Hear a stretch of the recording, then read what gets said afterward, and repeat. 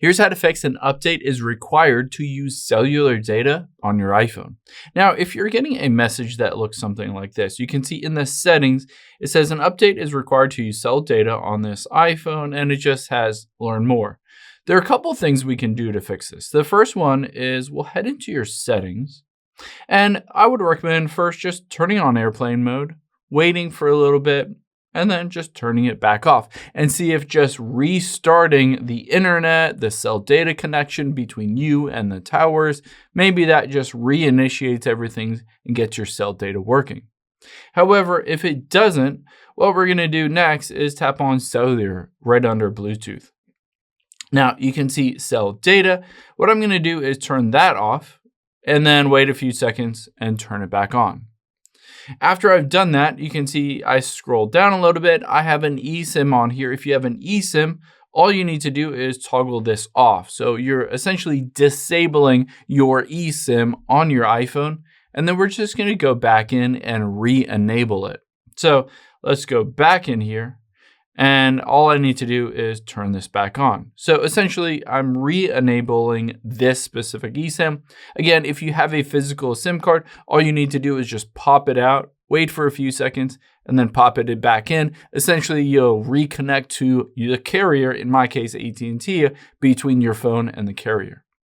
Now, if those don't work, let's just go back here to the very beginning, and we will tap on General, and then we'll tap on About.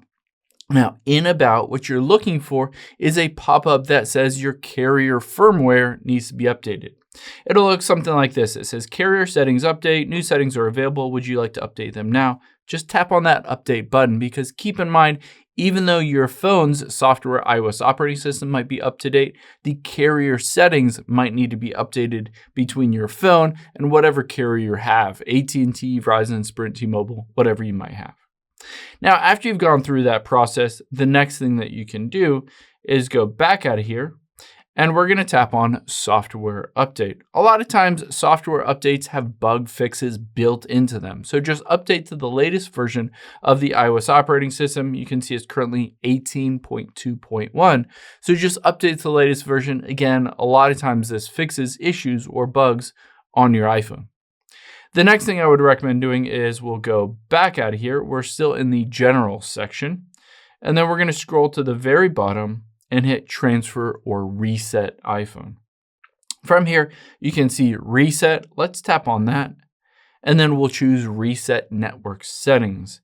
By going through this process, it will reset all those settings associated with your network, Wi-Fi, Bluetooth, but most importantly, your carrier network settings. So everything associated with your phone connecting to your carrier and that data. So just go through the process of resetting that network settings, and then you should be good to go. You should be able to use that carrier data and essentially connect between your phone and the cell tower nearest to you and use your phone that way. I hope this helps. If it did, hit the subscribe button down below. Really helps me out. Thanks, guys.